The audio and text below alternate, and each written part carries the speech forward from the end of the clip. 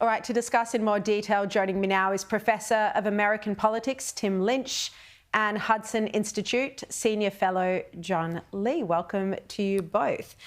John, starting with you, this is going to come down to negotiations about territory. In particular, obviously we don't know where this is going to land, but at this point, what can we expect?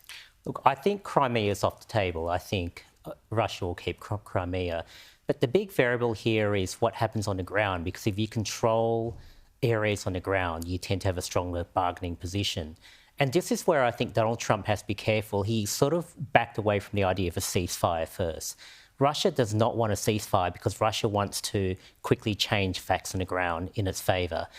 And look, the momentum that Donald Trump has created is very positive. It's far better than anything that's happened in the last few years. But we do know Putin will lie and he'll cheat. And the only way you can manage that is to coerce him. So there are things that Putin will be afraid of. He'll be afraid of the Russian state assets, which are currently being frozen, being given to Ukraine to pay for military aid.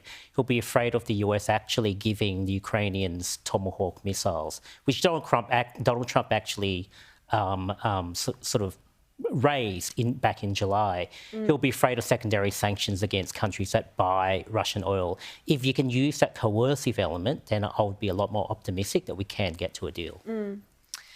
John, Tim, what about you? Do you think Ukraine will be under pressure now to concede some territory?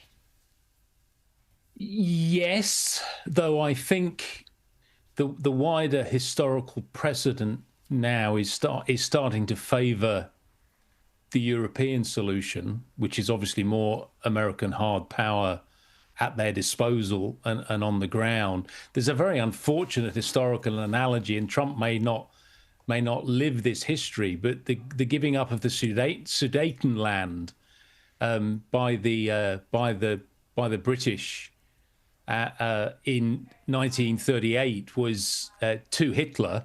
The selling out of Czechoslovakia is a very unfortunate analogy, but it's one that's very, very apposite to the situation we currently find ourselves in. You've got Trump playing the Chamberlain figure, saying, if they could just give up this piece of land, we will have peace in our time. Now, I don't think Trump lives the history of the Second World War, but I imagine some of his advisors, who are canny students of history, and a lot of the Europeans are relying on this, or if the advisors are against this more hardline approach, they are concerned that he will try and buck the history of Munich.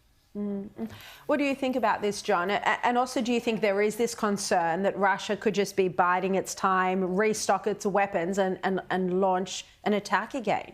Yeah, to put it very simply, and I do agree with Tim, it requires American hard power. It requires the threat of the use of American hard power for there to be a deal. If that threat is taken off the table by Trump, and he hasn't taken it off the table, but if he does, then fundamentally Putin's position hasn't really changed. I mean, he can keep grinding out this war probably longer than Ukrainians can. So if American hard power isn't on the table, I don't think there will be a breakthrough. And also, Tim, what do you think about this peacekeeping force led by the Europeans? How would this work? Well, it doesn't have a long and glorious history. If you'll remember the breakup of Yugoslavia, that required American first willpower and then air power, the willingness to deploy troops on the ground, while Europeans at best picked up the pieces. Peace in Europe since the Second World War has required the application of the projection of American military power across the Atlantic. It's difficult to see how this situation is fundamentally different to the one that have obtained before. These styles of war that Russia fights, they generally have about a 4-year duration. If you think of the First World War, the Second World War, and then there is a peace, but it's a peace if it's going to favour the forces of democracy, it is going to require a US president willing to backtrack on some of his more MAGA claims and actually deploy some troops, either minimally as some sort of tripwire, or to have the implicit threat, a military threat, to Putin if Putin violates the terms of the agreement. So yes, John is right. There is no peace. There is no democracy. It's contingent. It's proportional to America's willingness to act. Which has, of course, been the concern in the past, because there's been such pressure on Trump from the MAGA movement to just, abandon Ukraine, I suppose. But I also want to just turn to, finally, before we go, the upcoming meeting between Zelensky and Putin. This is high risk, isn't it, just having the two of them in a room? It's high risk if Zelensky has not been given that American backing of hard power that we keep on going about.